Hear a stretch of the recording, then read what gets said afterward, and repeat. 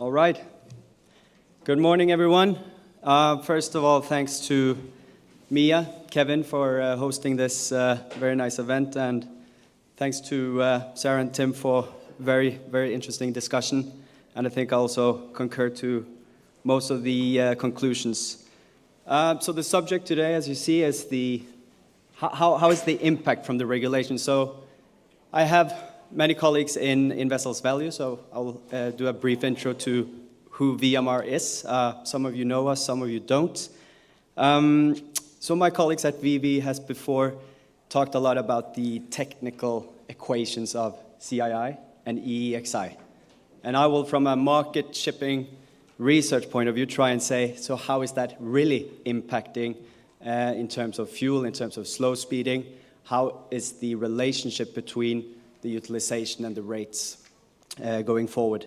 And I think before starting, I also must say we should be proud, I think, as a shipping community. A decade ago, I think many people would,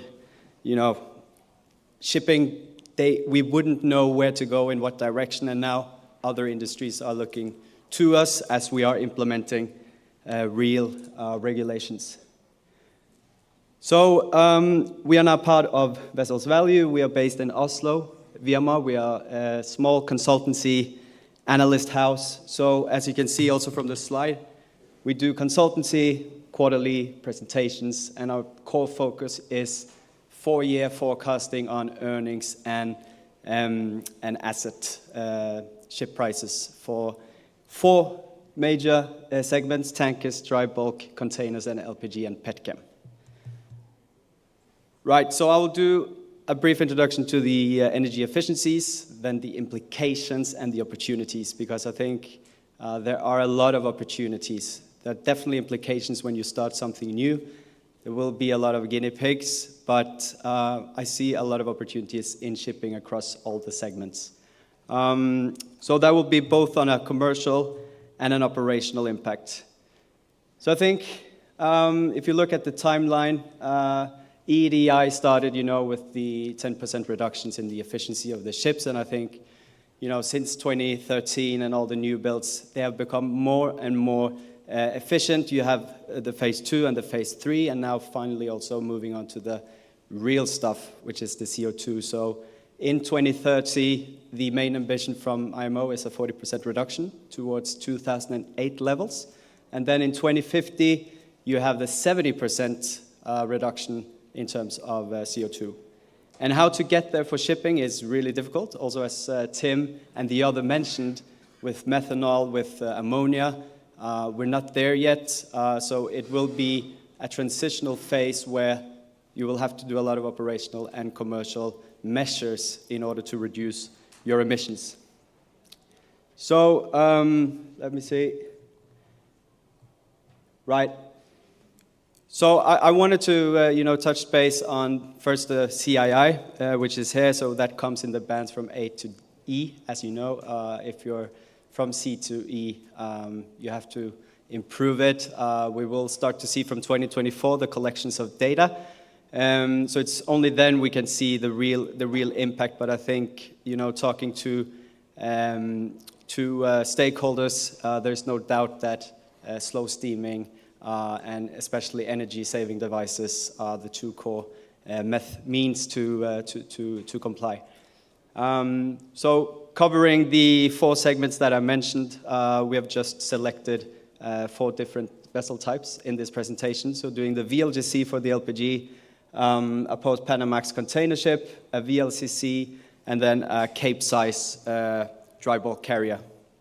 Now, looking at this chart, you can see the non-compliance on the left side, which is basically up until 2013. So you can see that the energy efficiency has been helping on the vessel specs. And then with the new builds, and this is basis on of the VLCC market, and then you can see how the compliance is shifting on the EEXI. But then again, you see the means to mitigate is either you do the saving devices, or you have the power limitations on your engine, or lastly, are you going to scrap the ship? And I think also it's, there are different markets, there are different freight rates, there are different dynamics and cycles. So the scrapping potential is also then very dependent on where you are in the cycle.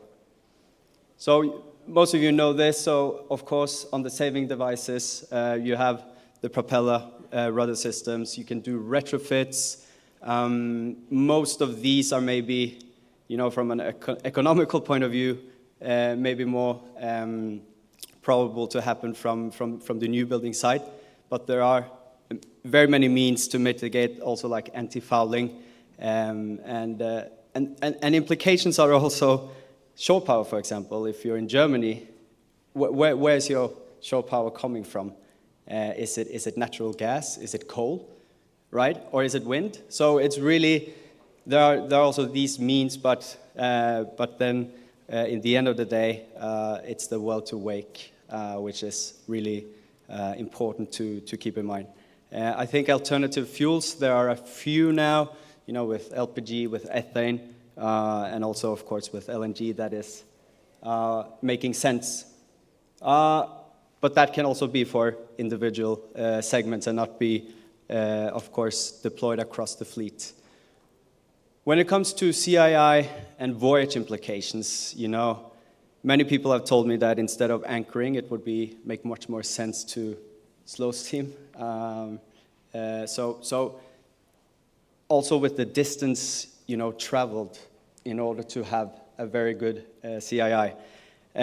So, if you have a chemical tankers, you have 18 grades on board, you're doing multiple discharges, your CII will be worsened. So I think there needs to be some correctional factors in these, main equations that have come from IMO in order to cater for this shipping, which is so fragmented and different, especially on the regional trade.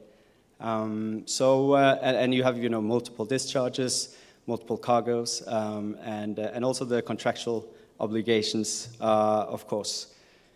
On the performance, we are also at a point in time where you are creating a multi-tier shipping segments, different age, speed, and energy-saving devices. So the deltas in earnings are becoming wider, and you have multiple trade routes as well. So if you look at the commercial and mostly the commercial impact from slow steaming, we've just taken the VLCC and the VLGC fleet, and it's a linear relationship between the slow speeding, and you see the speed reduction in knots on the right-hand side, and then you see the linear relationship to utilization. But when it gets really interesting is when you look at, I'll show you this slide first, because as you see, we talked about utilization for containers, so the relationship is becoming more exponential when you're looking at the utilization to the rates, right? So it's basically saying slow speeding would be the same as a relationship on an exponential side. So the energy saving devices, of course, taking the overall shipping as a whole will move the equilibrium to the left, and then you have the power limitation and the demolition will move the equilibrium to the right. So the same, say, you have 4% increase in utilization, in a low cycle of the market. On the left-hand side, you see how that delta is increasing substantially when you get up in utilization. And also, I think the operational impact, here we're taking the VLGC historical speeds on ballast and the laden legs, and then we've taken the average, say, reference speed in terms of the EEXI, how fast can the ship go. And there you see again how you limit your operational upside. If you go back to 2015 or Q4, which were the two highest earning quarters of VLGC, you wanted to speed up. You wanted to catch as much TCE as you could, and that is becoming across many segments less probable because you have to comply on an average. Right. And then if you look at the slow steaming and the TCE impact, I've taken 16.5 to 13.5 knots, and you also see the reduction not only in the TCE, but also, of course, in a number of voyages that you can perform. So it's definitely having an impact going from 100 down to 85. So you're seeing a delta of 15% on your earnings when you slow speed. Same as for the age and the fuel option.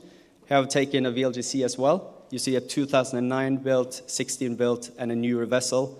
And then you see different fuels on board. And it's indexed from 100 of the 2009 built vessel with compliant fuel. And then you can see the deltas going up to 30% if you have a newer ship with a different fuel. So that is what will be the impact also going forward. You see the same on the slow steaming, on the discounted cash flow. And this is all about where in the cycle you are, right? Because if you're building an efficient ship today for the next 30 years, that is what is important. And that is why we're also seeing less ordering at the moment, because obviously yard capacity is very tight, and many are unsure what to order at the time being, because if you order right and you get the most efficient ship, that's also where you will have the biggest delta in terms of earnings. And just going through the demolition as well, you're seeing the balance go towards 2026 for Capesize, for containers, VLCC and VLGC. It's increasing, and at some point there will be a renewal of the fleet. So just to summarize, implications and opportunities. There are many implications to CII and EEXI. Mitigation at the moment will be slow steaming. It will be energy-saving devices, or potentially also scrapping as a transition towards getting greener fuel. And as has been said earlier today, we're not there yet. Energy-saving devices and the level of this, the level of how much you are slow steaming is gonna dictate how the market will unfold. Looking at containers, for example, with the rates just mentioned, maybe they will slow steam and not have, it will have an impact, but then again, they have a much higher reference speed to target. So it also depends on the market cycle, how strong of a commercial impact these mitigation factors for meeting CII and EEXI will have. So exciting times ahead, and I think it's first until 2024 that we see the real impact when data has been collected from ship operations. So hope that made some sense. Thanks a lot. Thanks, Kevin.